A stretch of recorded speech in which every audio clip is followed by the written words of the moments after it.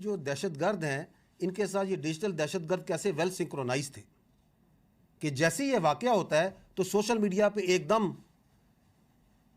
ہنگامہ کھڑا کر دیا جاتا ہے کہ فوج نے سیدھی نہتے لوگوں پہ گولیاں چلا دی.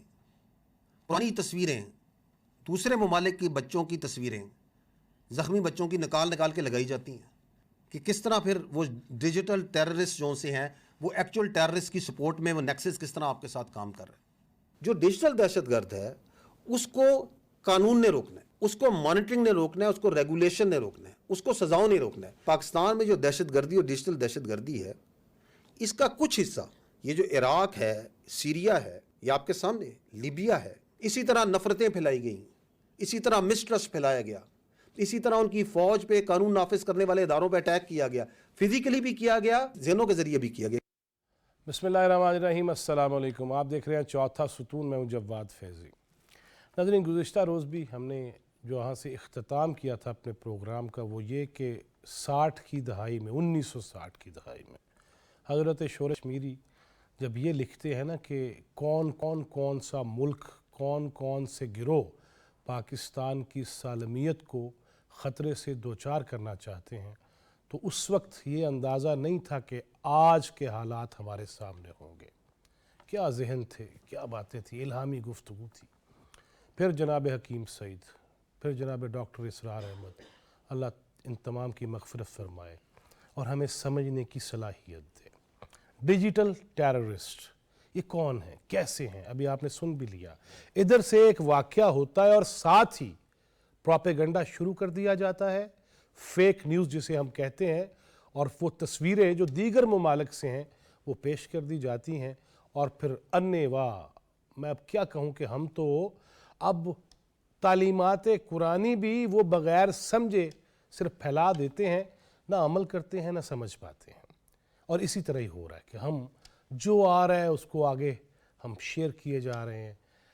اس کے ساتھ ساتھ اللہ کے نبی, آخری نبی جناب حضرت محمد رسول اللہ صلی اللہ علیہ وسلم, ان کی شریعت کیا کہتی ہے کہ جنگ کی حالت میں بھی ہسپتالوں پہ, تعلیمی اداروں پہ, بزرگوں پہ, خواتین پہ, بچوں پہ تشدد نہ کیا جائے. درخت بھی نہیں جلائے جا سکتے, کاٹے جا سکتے. ابھی ہم نے پچھلے دنوں کالعدم تحریک طالبان پاکستان کے سربراہ کی وہ خفیہ جو گفتگو سنی, اور وہ خارجی نور ولی محسود یہ کہہ رہے تھے کہ تعلیمی اداروں کو تباہ کرو, ہاسپٹلز پہ حملہ کرو, اور پھر وہ قبیح جرم شروع کر دیا گیا. ٹانگ کے علاقے میں گورنمنٹ گرلز ماڈل سکول, اس کو بارود سے اڑا دیا گیا. اس کے ساتھ ہی 26 سال سے تعلیم کے زیور سے آراستہ کرنے والا ٹیچر 51 سالہ, اسے شہید کر دیا جاتا ہے. پھر ہم دیکھتے ہیں ڈیرہ اسماعیل خان کے علاقے میں دیہی صحت مرکز جو ہے وہاں پہ حملہ کیا جاتا ہے. معصوم بچے, مرد و خواتین, ان کو نشانہ بنایا جاتا ہے. کیا یہ ہو رہا ہے؟ اور وہ لوگ کر رہے ہیں جو اپنی ہر گفتگو کو یوں پیش کریں گے کہ ابھی وہ قرون اولیٰ کی شخصیات کی چیزیں سن کے اور ہمیں خطبہ دے رہے ہیں, اور وہ کلمہ طیبہ اپنے پرچم پہ لکھ کے, اور پاکستان جو پہلی ایسی ریاست جو اسلام کے نام پہ مارز وجود میں آئی, قربانیاں دی گئیں, اس کی اینٹ سے اینٹ بجانے کی کوشش کر رہے ہیں. اس کی اجازت نہیں دی جائے گی. انہی موضوعات پہ بات کریں گے.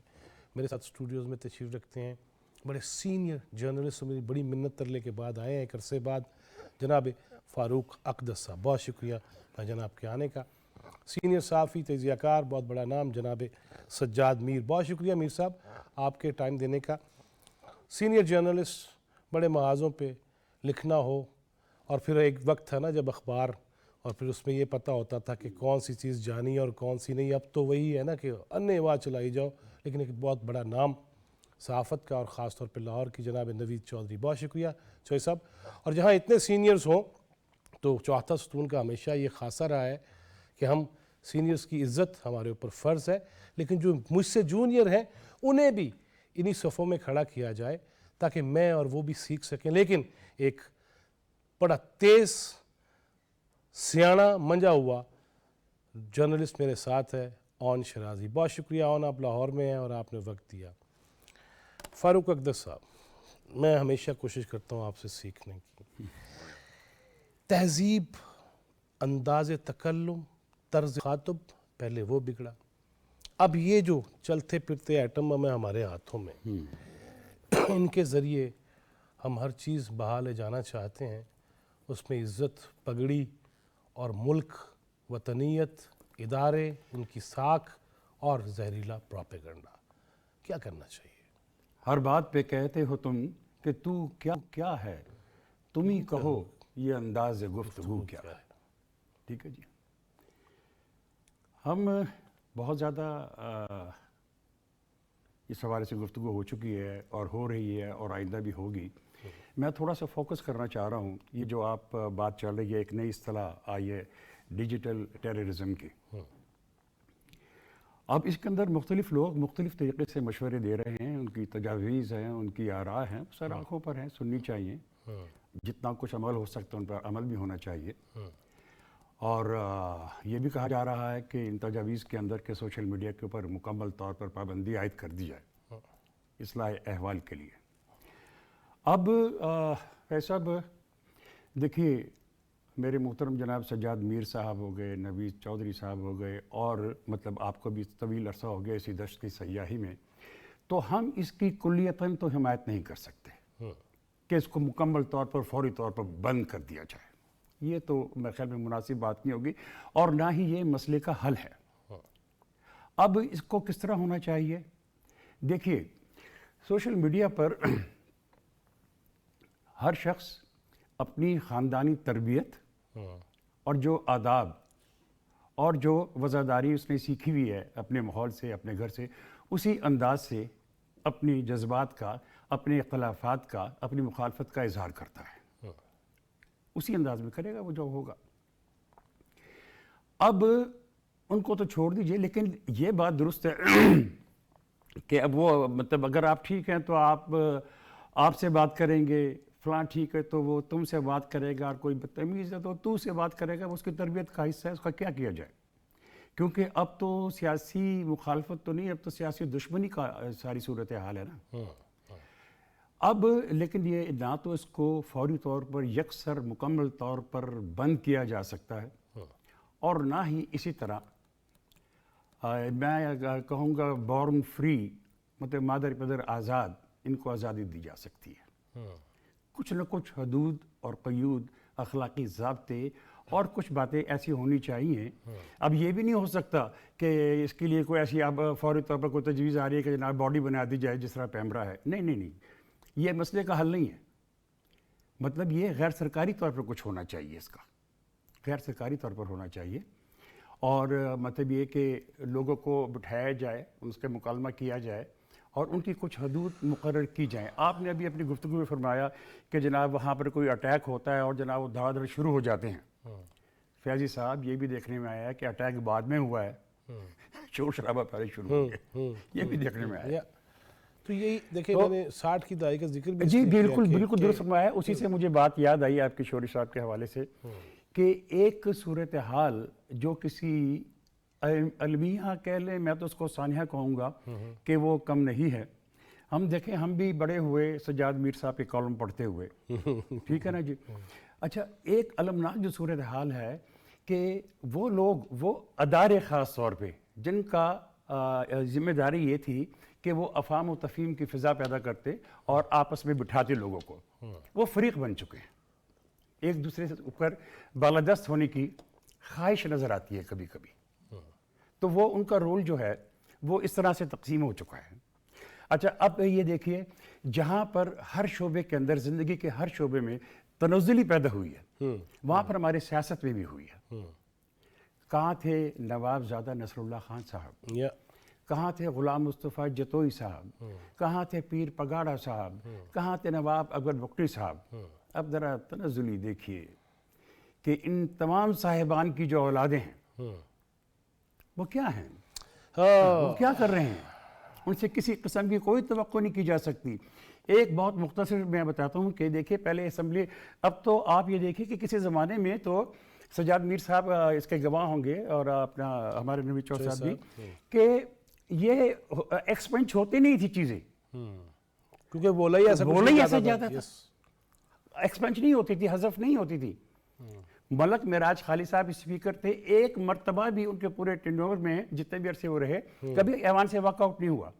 اب تو جو کاروائی کے جو لفظ حذف کیے جاتے ہیں اپوزیشن کے تو ہوتے ہی ہیں، خود جو حکومتی بینچ پر ہوتے ہیں ان کے بھی حذف کر دیے جاتے ہیں، کیونکہ وہ زبان، لب و لہجہ اور سارا ایگریسونیس جو ہے اس سطح پر. میں ایک بہت چھوٹا سا واقعہ بتاتا ہوں آپ کو کہ اختلاف کی سطح کیا ہوا کرتی تھی اور اس کا اظہار کس طرح ہوا کرتا، بہت اختصار کے ساتھ.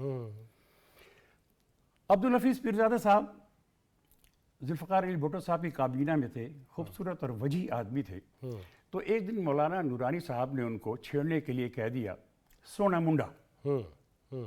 اب وہ ان کے نام کے ساتھ چپک گیا، سونا منڈا سونا منڈا. اب لوگوں نے کہا کہ پیرزادہ صاحب آپ کو تو انہوں نے بالکل زیرو کر دیا.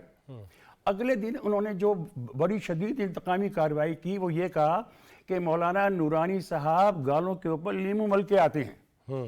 مطلب ایسی بات، ایسا جواب جس کو لوگ، مطلب اس میں تصدیق کا پہلو نہیں ہوتا تھا، اس میں الزام نہیں ہوا کرتا تھا، اس میں اس کی تحقیر نہیں ہوتی تھی، وہ صرف اظہار ہوا کرتا تھا. تو سارے شعبوں کے اندر جس طرح تنزلی آئی ہے، ہمارے معاملات کے اندر بھی بہت زیادہ تنزلی آئی ہے. اس موضوع پہ میں صرف یہ عرض کر رہا ہوں کہ دیکھیے اس کو جب آپ بالکل روکیں گے نا تو اس سے فرسٹریشن ہوگی. ٹھہرا ہوا پانی ہمیشہ بدبو دینے لگتا ہے، تو اس کا نکاس ہونا چاہیے. سجاد میر صاحب، آپ نے بھی تفصیلی بات سنی جناب فاروق اقدس صاحب کی. روکنا بھی نہیں چاہیے مکمل طور پہ، کیسے سمجھائیں گے؟ پھر پارلیمنٹ کا ذکر کر رہے ہیں فاروق بھائی، اور ساتھ ہم یہ بھی دیکھتے ہیں کہ آ جاؤ اندر بات کرتے ہیں، ہم نہیں آئیں گے، ہم نہیں مانیں گے، شور شرابہ کریں گے اور فرد واحد کے گرد گھما کے رکھیں گے ساری چیزوں کو. کبھی امریکہ، کبھی اقوام متحدہ، کبھی برطانیہ، اور وہاں پہ بھی جو آج ہوا ہے کل اس پہ بھی بات کریں گے. یہ کیا ہے جی؟ کس طرح منائیں گے کہ آ جاؤ سجنوں، بیٹھ جاؤ اور کچھ بات بھی کر لیں؟ نہیں، آپ کی بات درست ہے، بات چیت ہونی چاہیے، مذاکرات ہونے چاہیے، سیاسی جماعتوں کے درمیان ہونے چاہیے بلا طور پر. اور سیاسی جماعتوں کے علاوہ بھی اگر کوئی نان اسٹیٹ ایکٹر ہیں، نان اسٹیٹ ایکٹر میں غلط کہہ گیا ہوں، نان پالیٹیشین ہیں، اسٹیٹ جو اسٹیک ہولڈر ہیں ہمارے ملک کے، اسٹیبلشمنٹ ہے، عدلیہ ہے یا کوئی اور ادارے ہیں، ان کو بھی اگر بٹھانا چاہتے ہیں ضرور بٹھا دیں، بات چیت ضرور ہونی چاہیے. لیکن بات بہت دور نکل گئی ہے. آپ بات یہ نہیں ہے کہ یہ جسے ہم تھرڈ جنریشن وار کہتے ہیں یا ففتھ جنریشن وار کہہ رہے ہیں اس وقت ہم، یہ کوئی معمولی بات نہیں ہے. پوری دنیا اس کا شکار ہے. جہاں تک شکار، جب ٹرمپ پہلی بار منتخب ہوا تھا تو یہ کہا تھا کہ یہ جنگ جو تھی یہ روس کی مدد سے جیتی گئی، کیونکہ امریکہ میڈیا جو تصویر کھینچ رہا تھا اور جو نقشہ سامنے آ رہا تھا، جس طرح پہ رپورٹیں سامنے آ رہی تھی، اس میں ٹرمپ ہار رہا تھا. لیکن سوشل میڈیا کے ذریعے سے جو ایک تاثر پیدا ہوا تھا، جس کے بارے میں بات میں کہا گیا اس میں روس کی مدد حاصل تھی، اس نے سارے نتائج تلپٹ کر گئے.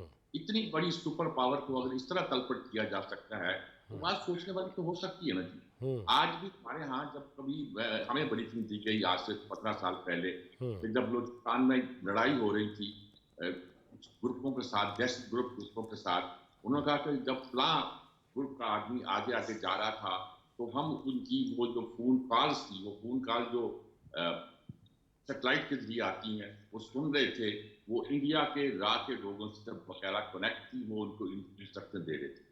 ہم نے پوچھا کہ ہم نے اس کو روکا کیوں نہیں؟ انہوں نے کہا ہم روکتے تو ہمارا رستہ خود بند ہو جاتا، ہم تو اس کے ذریعے سے مدد حاصل کر رہے تھے. اب آپ دیکھتے ہیں کہ جب کبھی ہمارے یہاں محرم کا جلوس ہوتا ہے یا پھر اور ایسی تقریب ہوتی ہے جس میں خطرہ ہوتا ہے تو ہم موبائل فون بند کر دیتے ہیں. حالانکہ آپ اس کا موبائل فون کیا چیز ہے، پتہ چلتا ہے کہ موبائل فون کے ذریعے سے ڈیجیٹل طریقے سے ہم اس کو ایک ویپن کے طور پر استعمال کر سکتے ہیں. آپ جو ففتھ جنریشن وار ہے اس میں بہت سارے مسائل پیدا ہو گئے، ہمیں فائٹ کرنا ہے. دیکھیے اسٹیٹ سے بھی غلطی ہوئی ہے. اسٹیٹ نے لوگوں کو ملک کے مفاد میں ٹرین کیا اور ان کو ٹرین کر کے باقاعدہ ان کے پیرول پر ٹرین کیا. ٹرین کرنے کے بعد اس بات کی کوشش کی کہ وہ پاکستان کا لڑائی لڑے، جنگ لڑے، لیکن اس کے ساتھ ہی کیونکہ باجپا ڈاکٹرائن بھی چل رہا تھا، شاید ان لوگوں کو یہ ڈاکٹرائن بھی کیا گیا کہ کوئی خاص سیاسی گروہوں کو وہ سپورٹ کرے. نتیجہ کیا نکلا؟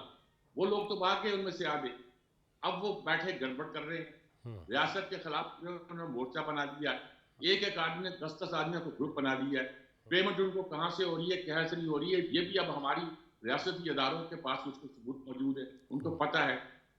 چنانچہ اس بات کی کوشش کی گئی ہے کہ بہت سے لوگوں کی جس کی آتی تھی، کوئی لائکس آتے تھے 12 لاکھ فرض کیا، اور وہ اکڑتے اس ملک میں بیٹھ کر کہ 12 لاکھ ہمارے لائک آتے ہیں، ہماری بڑی کمائی ہے، اب 6 لاکھ رہ گئے ہیں اور شاید چند دنوں میں اس پہ کم رہ جائے۔ اس بات کا بندوبست کیا گیا ہے کہ وہ جو ایک سلسلہ در سلسلہ چلتا تھا اس کو کس طریقے سے قابو پایا جائے، یہی بہتر طریقہ ہے۔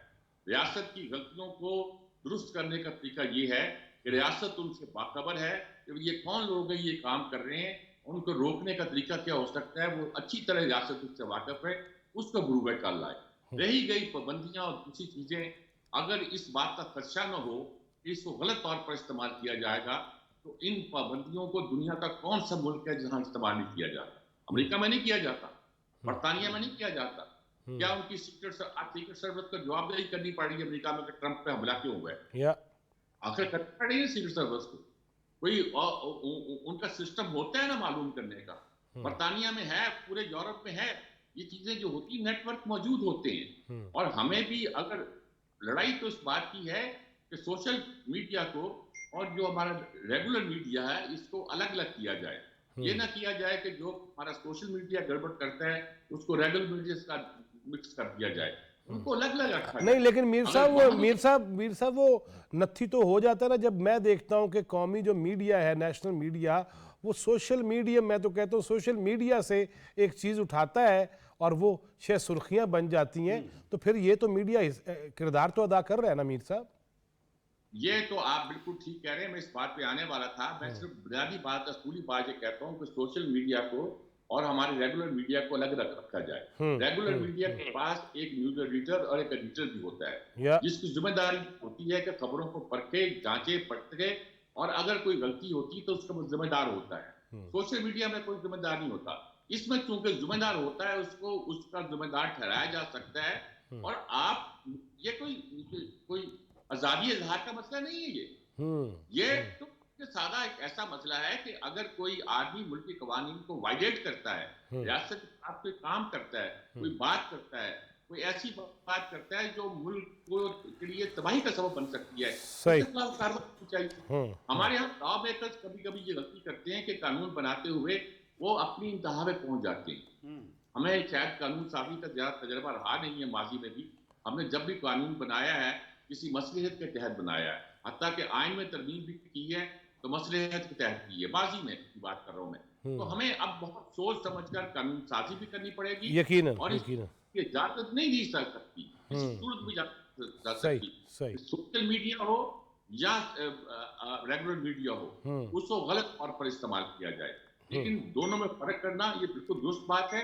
جہاں تک آزادی اظہار کی بات ہے تو یہ جو لوگ میڈیا سے متعلق نہیں ہیں ان کو بھی حاصل ہے، لیکن اس ذمہ داری کے احساس کے بغیر ایک دنیا میں آزادی کا کوئی تصور ایسا نہیں ہے جو ذمہ داری کے احساس کے بغیر ہو۔ میں ذمہ دار ہوں تو میں آزاد ہوں، میں آزاد اسی وقت ہوں جب میں ذمہ دار ہوں، اگر میں ذمہ دار نہیں ہوں تو میری آزادی کوئی معنی نہیں رکھتی۔ جو آدمی بات کو سمجھ لیتا ہے اس کے لیے قانون بھی جو ہے وہ اپنی حدود کے اندر رہتے ہیں اور اس کے لیے کسی قسم کا کوئی خطرہ موجود نہیں۔ صحیح۔ نوید چوئی صاحب، ابھی جو بات ہو رہی ہے کہ گزشتہ کچھ مہینے پہلے ایک بہت بڑی انٹرنیشنل کانفرنس بھی ہوئی جس میں یہ کہا گیا کہ یہ سوشل میڈیا کے نام پہ میڈیا کو جس طرح داغدار کیا جا رہا ہے اس پہ فرق ہونا چاہیے، اور انٹرنیشنل میڈیا اسکالرز تھے جو اس تشویش کا اظہار کر رہے تھے۔ آپ ماشاءاللہ خود چیف نیوز ایڈیٹر بھی ہے، ابھی میر صاحب بھی ایڈیٹر کی بات کر رہے تھے، وہ رول کس طرح ادا ہو سکتا ہے پھر سے؟ اور دوسرا مجھے یہ بتائیے کہ یہ جو تعلیمات اسلامی جو کہتی ہیں کہ ہسپتال ہوں، اسکول ہوں، ان پہ حملہ ور نہ ہوا جائے، اور پھر قال اللہ قال رسول کر کے، اور یہ جو کیا جا رہا ہے اس کا حل کیسے نکالنا ہے؟ دیکھیں، رہی بات یہ ہے کہ ہمیں اس چیز کا جائزہ لینا ہوگا کہ یہ خرابی شروع کہاں سے ہوئی۔ جب تک تو اخبار کا ادارہ موجود تھا وہاں ایک نظام تھا، پروفیشنلزم تھا، خبر کی چھان پھٹک ہوتی تھی. فروغ اکبر صاحب یہاں موجود ہیں. میں اپنے سینئر ترین رپورٹر جو ہیں سپریم کورٹ کے نیا چوری صاحب کی خبر آتی تھی، مجھے تھوڑا سا ڈاؤٹ ہوتا تھا تو میں نے فون کرتا تھا، وہ کہتے ہیں درست ہے. میں کہتا تھا دوبارہ چیک کر لیں، یہ کس حد تک پھر آگے جانے تک چھپنے تک سارے میں رہا. اب معاملہ یہ ہے کہ جب الیکٹرانک میڈیا آیا تو پھر بریکنگ نیوز کی دوڑ لگی. اس نے بھی کافی کباہتیں پیدا کی، بلکہ کافی چیزیں بریک کر دی اس بریکنگ نیوز کی دوڑ نے. ایڈیٹر کا انسٹیٹیوشن ہی ختم ہو گیا ہے. اس کے بعد مان لیجیے یہ بات جی چوہے صاحب ختم ہو گیا. جی ہاں. اس کے بعد اگلا مرحلہ جب آتا ہے وہ ہمیں تسلیم کرنا چاہیے کہ جب یہ پوسٹ 2010 جب یہ ایرا شروع ہو رہا ہے تو اس کے اندر یہ ریاستی سطح پر فیصلہ کیا گیا کہ اب سوشل میڈیا کو پروموٹ کیا جائے گا، اور اس کے بعد الزامات کی جو سیاست تھی، یہ جو ذکر کر رہے تھے فروغ صاحب کے بہت روایت تھی اور بڑے اخلاق کے ساتھ سارے گفتگو کرتے تھے، ایسے ہی تھا سیاستدانوں کا بھی صحافیوں کا بھی تعلق بھی. لیکن بعد میں معاشرے کے اندر جان بوجھ کر دانستہ پولرائزیشن پیدا کی گئی. اس میں یہ کہا جاتا تھا چینلوں کو بیٹھے لوگوں کو کہ آپ نے سیاستدانوں کی بیشنگ کرنی ہے، ہمیں سچ بولنا چاہیے، ہم جھوٹ بولیں گے اس کا نقصان ہوگا. پھر جب سوشل میڈیا ٹرولز بنے تو ان کو بھی ٹریننگ دی گئی کہ آپ نے پاکستان کے سارے سیاستدانوں کو ایک کے ساتھ کرپٹ ثابت کرنا ہے، بدنام کرنا ہے، ان کو الزامات لگانے ہیں. اچھا ان کا سر پر ہے کوئی نہیں.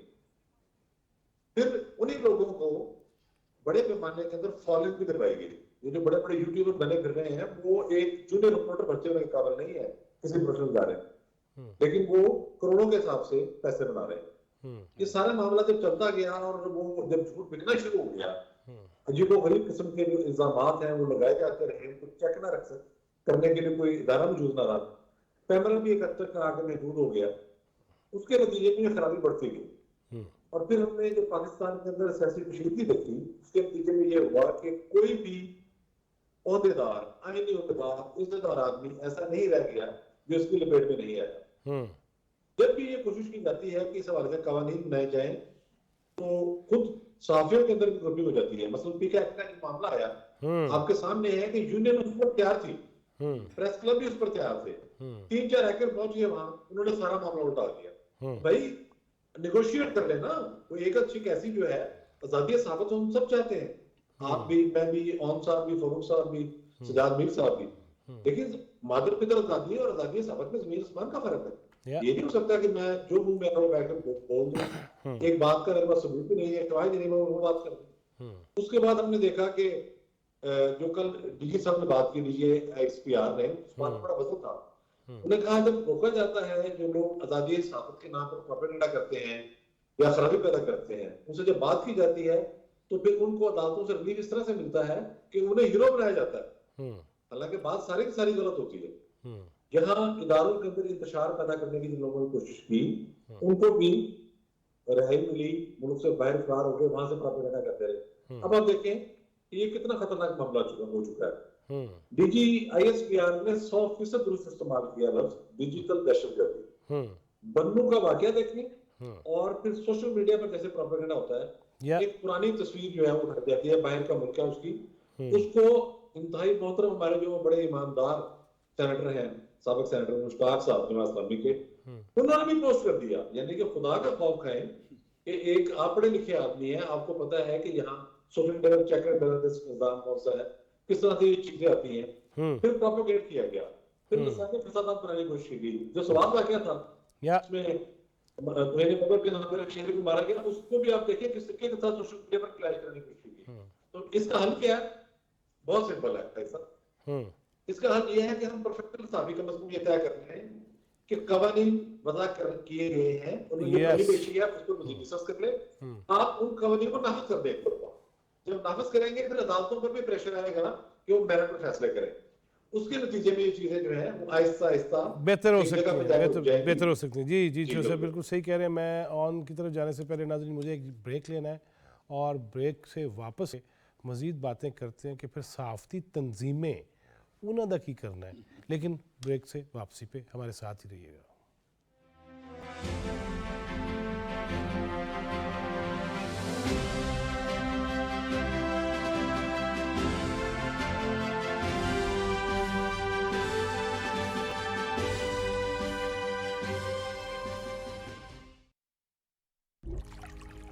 پینے کا صاف پانی ایک بہت بڑی نعمت، اسے ضائع مت کیجیے۔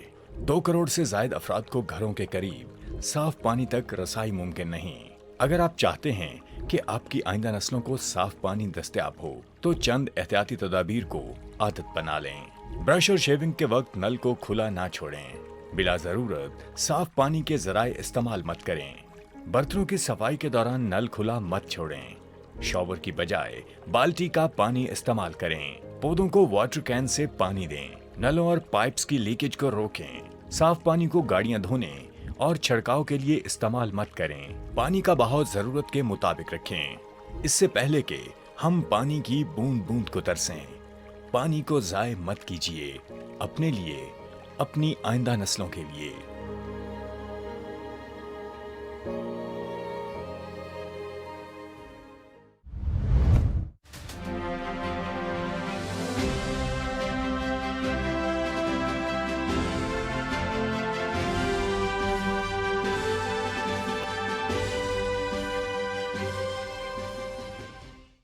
ویلکم بیک ناظرین، آپ دیکھ رہے ہیں چوتھا ستون، میں ہوں جواد فیضی۔ بریک سے پہلے یہ بات ہو رہی تھی کہ خود اہل صحافت کے اپنے کیا فرائض ہیں۔ ہم بھی گروہ بندیوں کا شکار ہیں۔ آزادی صحافت ہر کوئی مانگتا ہے اور مانتا بھی ہے، اور آزادی اظہار رائے ہونا چاہیے، لیکن اس سے پہلے ذمہ داری ہوگی تو پھر ہی آزادی کو استعمال کیا جا سکے گا، اسے انجوائے کیا جا سکے گا۔ اے نہیں ہے میرا جو دل کیا میں وہی کرنا شروع کر دوں اور میں کہوں کہ میں آزاد ہوں، نہیں، اتنی آزادی کسی کو نہیں۔ اون شرازی، آپ بتائیے گا، آپ لاہور میں گئے ہوئے ہیں اور ہر طرف ایک ہی بات ہو رہی ہے کہ دہشت گردی کا سامنا ہے، اور جن کو پالا پوسا، جن کی وجہ سے کمر دوری ہو گئی، جن کی وجہ سے کلیشنکوف کلچر آیا، ہیروئن آئی، بم دھماکے آئے اور پتہ نہیں کیا کچھ آیا، ہمارے ہاتھ سے تو جاتا ہی رہا۔ اب وہ ہمارے بچوں کو، خواتین کو، پھر کہتے ہیں فوج اور پولیس کو نشانہ بنایا جائے، آڈیو لیکس ہو جاتی ہیں۔ کیا کرنا پڑے گا جو معاشرے میں اتنی زیادہ شدت آ گئی ہے؟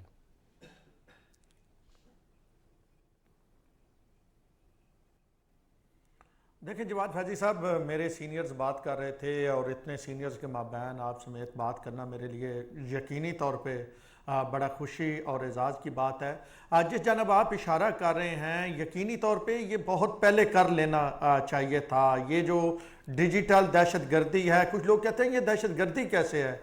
تو دہشت گردی کیا ہوتی ہے؟ دہشت گردی سے 2-3 کام ہوتے ہیں۔ ایک دہشت گردی سے انتشار پھیلتا ہے، ایک دہشت گردی سے خوف پھیلتا ہے، اور ایک ریاست کو نقصان پہنچتا ہے۔ تو یہ جو ابھی یہ دہشت گردی ہو رہی ہے ڈیجیٹل، اس سے کیا نہیں ہو رہا؟ یہی تینوں چیزیں ہو رہی ہیں کہ ریاست کے خلاف ایک بیانیہ بنایا جا رہا ہے۔ بنو والا واقعہ اگر آپ دیکھ لیں، اس سے پہلے لیفٹیننٹ جنرل سرفراز ستار شہید والا واقعہ دیکھ لیں یا دیگر واقعات دیکھ لیں، تھرو آؤٹ ہمیں یہ نظر آ رہا ہے کہ پورا جو بیانیہ بنایا جا رہا ہے وہ ریاست کے خلاف بیانیہ بنایا جا رہا ہے، وہ اس ملک کے خلاف بیانیہ بنایا جا رہا ہے۔ اور یہ بیانیہ ہم اسی پلیٹ فارم سے 12 طور پہ یہ کہہ چکے ہیں کہ یہ بیانیہ صرف ملک کے اندر سے نہیں بنایا جا رہا، یہ سہولت کار ملک کے باہر بھی بیٹھے ہوئے ہیں، اور جن کا ذکر DGISPR نے بڑے واضح انداز میں کیا۔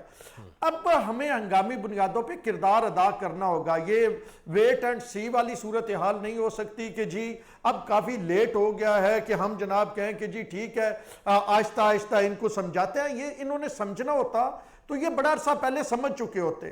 ان کو ڈاروں کا، کچھ لوگوں کو خون لگا ہوا ہے، ان کی زبان کو، ان کے منہ کو ڈاروں کا خون لگا ہوا ہے۔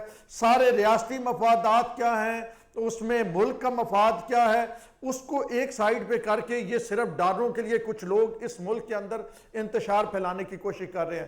کچھ لوگوں کو یقینی طور پہ بیرون ملک سے اشارے ہیں، اور ابھی آپ دیکھ لیں کہ وہ لوگ جو یہاں سے عدالتوں کے ذریعے جاتے ہیں، وہ جا کے ریاست پاکستان کے خلاف وہاں پہ احتجاج کرتے ہیں، وہ لوگ جا کے UN میں کے سامنے UNGA کے اجلاس کے دوران احتجاج کرتے ہیں۔ ابھی آپ نے دیکھا کہ آج بجائے یہ کہ یہ لوگ جا کے کشمیر کا مسئلہ اٹھائیں، آج یہ پارلیمنٹ جو UK کی پارلیمنٹ کی ایک کمیٹی میں بات ہو رہی ہے، یہ ریاست پاکستان کو وہاں پہ کٹہرے میں کھڑا کرنا چاہتے ہیں۔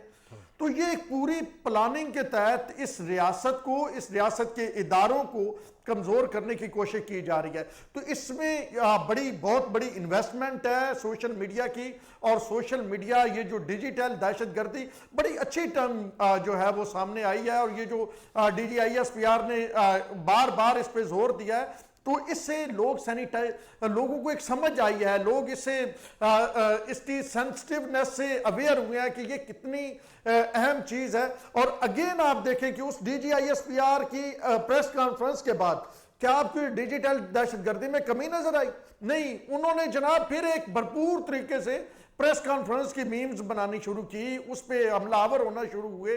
اور میرے خیال میں یہ جو اب آج فیصلہ کیا گیا ہے کہ یہ پیکا کے تحت ان تمام معاملات کو دیکھا جائے گا، تو یہ بہت احسن فیصلہ ہے. اسلام آباد لیول پہ تو اب یہ شروع ہو جائے گا کام، اور باقی جو متعلقہ ہائی کورٹس ہیں ان کے چیف جسٹس جو ہیں وہ اس حوالے سے فیصلہ کریں گے. تو ایک بار کم از کم ہمیں یہ سمجھانا ہے کہ اگر آپ کے پاس آزادی ہے تو وہ ذمہ داری کے ساتھ ہے. اگر آپ ذمہ داری کے ساتھ آزادی کا استعمال نہیں کریں گے تو پھر اس آزادی پہ قدغن بھی ہے. جہاں ایک طرف آرٹیکل 19A آپ کو فریڈم آف ایکسپریشن کہتا ہے، تو دوسری طرف وہ یہ بھی کہتا ہے کہ ریاست اور ریاستی اداروں کے خلاف اگر آپ بات کریں گے تو وہ کرائم ہوگا، وہ آپ کی فریڈم آف ایکسپریشن نہیں ہوگی.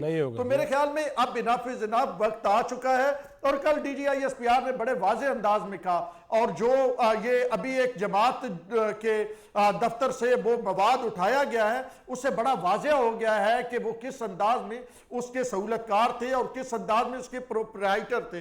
تو آنے والے دنوں میں آپ نے دیکھا کہ جیسے یہ کچھ گرفتاریاں ہوئی ہیں تو وہ ڈیجیٹل دہشت گردی کم ہونا شروع ہو گئی ہے. تو میرے خیال میں اسی انداز میں اگر کاروائیاں کی جاتی رہی تو میرے خیال میں چیزیں بہتر انداز میں جائیں گی، اور یہ وقت کی ضرورت بھی ہے. فاروق اقدس صاحب، آپ نے جیسے کہا کہ شروع میں کہ جس کی جو تربیت ہوگی وہی اس کا اظہار بھی ہوگا، لیکن کیا ان والدین کو سمجھانے کی بھی ضرورت نہیں ہے جو آج بھی اپنے بچوں کے منہ سے دے دو، دے دیجئے نہیں، لے دیجئے نہیں، ذمہ دار تو وہ ہیں، لیکن اس سے جو میرے آپ کے جو بچے ہیں جن کو ہم یہ نہیں سکھاتے وہ بھی متاثر ہو رہے ہیں. تو کہیں کوئی اسکول لیول، کوئی ایسا لیول جس سے پھر بھی ہم یہ بتا سکے کہ اتنی شہادتیں، اتنے نقصان ہے، معاشرے کا بھٹا بیٹھ چکا ہے، تنزلی آپ نے خود ہی بتائی کس قدر آ چکی ہے، کچھ تو کرنا پائے گا نا. جی ہاں، لیکن جس بات کی آپ تمنا کر رہے ہیں اور خواہش کر رہے ہیں وہ میرے خیال میں شاید اس طرح نہ ہو، کیونکہ پورے معاشرے کا ماحول جو ہوتا ہے وہ اثر انداز ہوتا ہے چیزوں کے اوپر. یہ ہمارا کوئک راؤنڈ ہے بس اب. جی، اس کا اثر انداز ہوتا ہے اس کے اوپر. میں تو اپنے پروفیشن کے حوالے سے بات کر رہا ہوں. آپ دیکھیے کہ جو پریس کانفرنس کے اندر جو جتنی زور سے چیخ کے سوال کرے گا اسی کو جواب ملے گا. لوگ مائک زبردستی منہ کے اندر گھسیٹتے ہیں، شور شرابہ پوری دنیا میں ہوتا ہے، لیکن بدتمیزی نہیں ہوتی. سبقت لے جانے کی خواہش ہوتی ہے اور ہونی چاہیے، ہوتی ہے، لیکن بدتمیزی اور دل آزاری کسی کی نہیں ہوتی. اب یہ ساری چیزیں لوگ دیکھتے ہیں نا کہ ایک وہ سمجھتے ہیں کہ وہ ٹھیک بھی سمجھتے ہیں کہ میڈیا جو ہے ایک بڑے زبردست ادارہ ہے اور بڑے اس میں مہذب اور پڑھے لکھے اور شائستہ لوگ ہوتے ہیں، لیکن آپ اسکرین پہ کیا نظر آ رہا ہے؟ وہ سمجھتے ہیں. جی ہاں، میں کہہ رہا ہوں پھر کیا نظر آ رہا ہے اسکرین کے اوپر. ٹھیک ہے، آپ دیکھیے کہ ایک صاحب ہمارے اسلام آباد میں ہیں، انہوں نے ایک دفعہ ایک ریٹائرڈ جرنیل کے ساتھ بہت زیادہ بدتمیزی کی، تو ان کے بارے میں یہ کہا گیا کہ جناب یہ تو بڑا ایگریسو رپورٹر ہے، اس کو بھرتی کرو اپنے پاس. جہاں پر کرائٹیریا اس طرح کیوں؟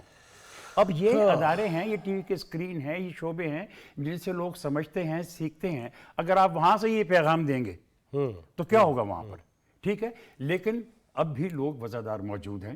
میں صرف مجھے 1 منٹ دیجئے، میں صرف آپ کو ایک واقعہ، نوید چودھری صاحب ذرا آپ بھی سنیے گا کہ نواب زادہ نصر اللہ صاحب اسمبلی کے اندر تھے. اعجاز الحق نے ایک بیان دیا کہ جناب یہ نواب زادہ بڑے بڑے بنتے ہیں ترم خان، اور یہ ان سے پوچھا جائے کہ یہ جناب اسلام آباد میں جنہوں نے محل خریدا اس کے پیسے کہاں سے آئے. اب وہاں پر مطلب میری بڑی نیاز مندی تھی، ان لوگوں سے نیاز مندی تھی. تو مجھے شام کو ان کو جو جانتے ہوں کہ جمشید ان کا جو معتمد خاص تھا، تو اس نے مجھے فون کیا کہ آپ کو یاد کر رہے ہیں. میں گیا ان کے پاس، تو میں جا کے بیٹھ گیا تو میں نے دیکھا افسردہ ہیں نواب صاحب. تو میں نے کہا نواب صاحب خیریت؟ تو انہوں نے کہا جمشید انہوں ذرا میرا محل دکھا کے لے آؤ تو. اب وہ 10 مرلے کا مکان تھا جو انہوں نے خریدا تھا اپنے پوتے اور نواسوں کے لیے تاکہ وہ پڑھائی کر سکیں. ٹھیک ہے. اور انہوں نے کہا کہ گل سن یہ کی ہوئے میں تے اجاز الحق دے نال کدی کوئی مہربانی بھی نہیں کی تھی کہ اس نے سلوک کیوں کیتا ہے میرے نال. میں کہا نواب صاحب آپ بالکل گھبرائے نا، میں کل دیکھے. میں کہتے نہیں بالکل کچھ نہ کمی. اور فیضی صاحب میں نے دیکھا کہ ان کے آنکھ سے ایک آنسو یہاں تک آیا اور انہوں نے مجھے منع کر دیا کچھ نہ. یہ تھا جس سے ہم محروم ہو چکے ہیں سب. سجاد میر صاحب، وہ صورت الہی کس دیس بستیاں ہیں اب جن کے دیکھنے کو آنکھیں ترستیاں ہیں. اب جو نہیں ہیں وہ نہیں ہیں. رہنا ہم نے بھی نہیں ہے، پاکستان نے رہنا انشاءاللہ. کیا چیزیں کرنی چاہیے؟ میڈیا کی ذمہ داریاں، ہر ادارے کی جو ذمہ داریاں ہیں، کہاں سے 1 2 3 کرنا چاہیے؟ جی لیکن آپ ٹھیک بات کہہ رہے ہیں، فاروق اختر صاحب نے مثال بھی ٹھیک کی. سب لوگ بہت سی باتیں کر رہے ہیں. بات یہ ہے کہ جو ہمارا اپنا بھی ادارہ ہے نا میڈیا کا، اس کو بھی اپنا احتساب کرنا پڑے گا. ہم بہت سے پروگرام ایسے کرتے ہیں ہمارے علم میں ہیں جو پلانڈ ہوتے ہیں. بہت سی لڑائیاں ایسی کرتے ہیں جس کے لیے پلاننگ کی ہوتی ہے. ہمارے پروڈیوسر نے بھی، ہمارے اینکر نے بھی، ہمارے لوگوں نے بھی. ہم چاہتے ہیں ریٹنگ دینے کے چکر میں ہم ایک کرائسس کریٹ کرنا چاہتے ہیں. یہ ساری وہ باتیں ہیں جو پھر ہمیں آگے چل کے بہت مسائل پیدا کرتی ہیں. یہ سوال کرنے کی بات ہے.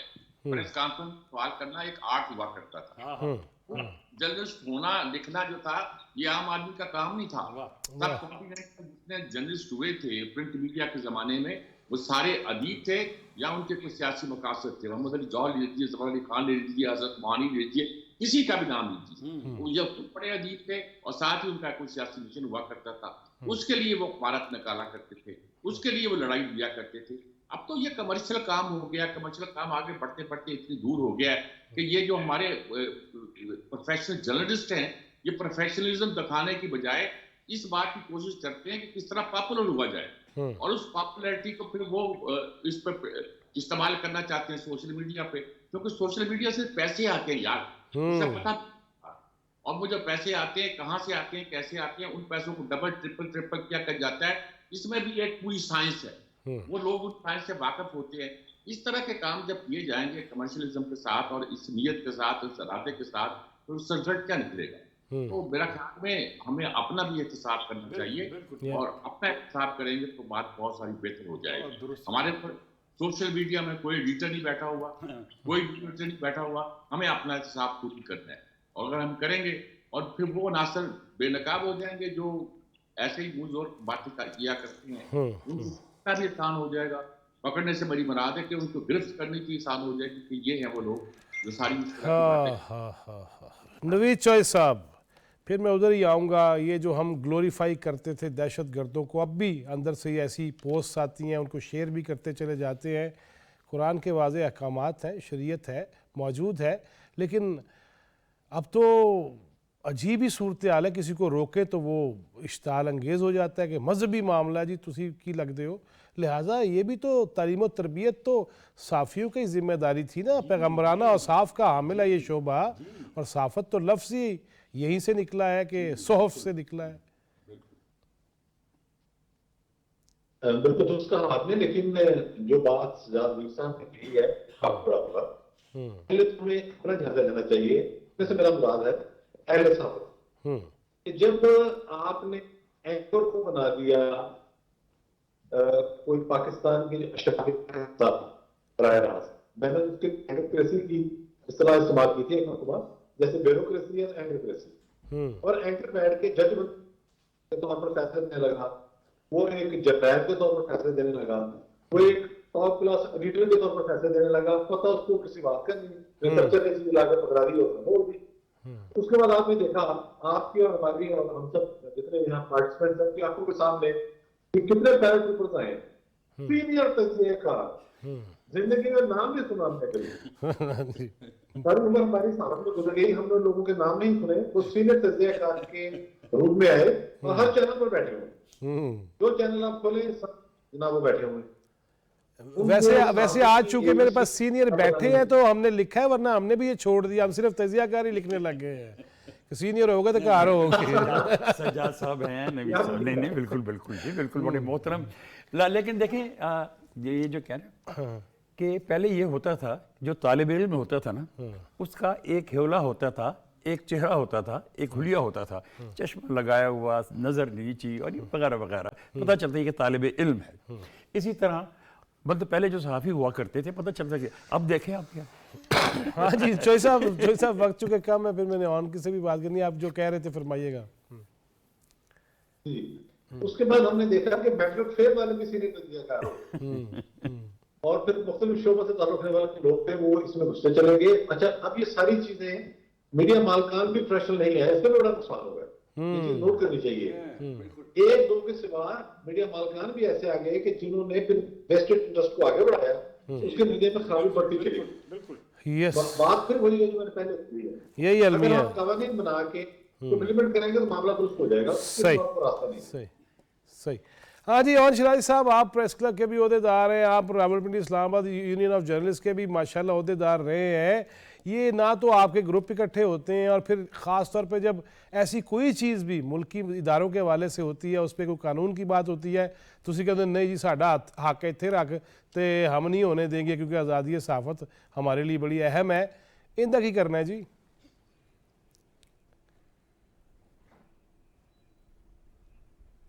देखिए जवाद फैजी साहब, नेशनल प्रेस क्लब इस्लामाबाद ने, RIUJ ने और PFUJ ने हमेशा से हुकूमत की हौसला अफजाई की है कि आप कवानीन बनाएं, मुशावरत के साथ बनाएं, हमें ऑन बोर्ड लें क्योंकि हम स्टेक होल्डर हैं, हम आपके साथ मुकम्मल तावन करेंगे। लेकिन अब थोड़ी सी सूरत हाल मेरी नज़र में डिफरेंट है। जो मेरे सीनियर असातिज़ा बात कर रहे हैं वो कह रहे हैं ततहीर करनी चाहिए, मीडिया की ततहीर होनी चाहिए। मामला अब थोड़ा सा अलग सा है। ये जो सोशल मीडिया इस्तेमाल कर रहे हैं, रियासत मुखालफ बयानियां बना रहे हैं, इनमें मीडिया के लोग आटे में नमक के बराबर भी नहीं है। ये वो लोग हैं जो एक पूरे एजेंडे के तहत, जिनके एजेंडे ही रियासत मुखालफ है। हम अपनी ततहीर करते रहेंगे। हम पिछले अगर बात करें तो 77 साल से आहिस्ता आहिस्ता सही ततहीर का अमल जारी रहना चाहिए। बहुत शुक्रिया ऑन शराजी, वक्त होता तो मजीद बात करते। ततहीर का अमल हर लेवल पे होना चाहिए। सफाई निस्फ़ ईमान है, वहीं से आया है, तहारत से। खुदा दा वास्ता जे अपने जहनों की, अपने दिलों की ततहीर का अमल भी हमें शुरू करना होगा, और मुआशरे की खूबसूरती के लिए अपने घर से लेके, गली से लेके, मोहल्ले से लेके, और फिर इसी तरह बिलतरतीब हमें वफाकी दारुल हुकूमत तक जो यहाँ इदारे हैं, जो ज़िम्मेदारान बैठे हैं, फिर ही हम उनसे कह सकते हैं कि भाईजान तुसी भी ज़रा थोड़ा अमल कर लो। हमें करना होगा, अपनी ज़ात से शुरू करना होगा, फिर सबसे हम कह भी सकेंगे। लेकिन ये नहीं कि मैं पिस्तौल पकड़ा है और मैंने कहा कर दो जी, ये नहीं, इसकी इजाज़त है ही नहीं, कहीं पे भी नहीं। यहीं से तो डॉक्टर इसरार और मौलाना मौदूदी अलैहिर्रहमा का इख्तिलाफ शुरू हुआ था कश्मीर के, रियासत के अलावा किसी को यह हक नहीं है। अल्लाह ताला रियासती उमूर चलाने वालों को भी हिम्मत दे, तौफीक दे, और हमें भी कि हम समझें, सोचें, और जो सही रास्ता है उसके मुताबिक कदम उठाना शुरू कर दें। अल्लाह पाकिस्तान की हिफाजत फरमाए और हमें आसानियाँ तकसीम करने वाला बनाए। जवाद फैज़ी, चौथा सुतून टीम को इजाज़त दीजिए। अल्लाह निगहबान।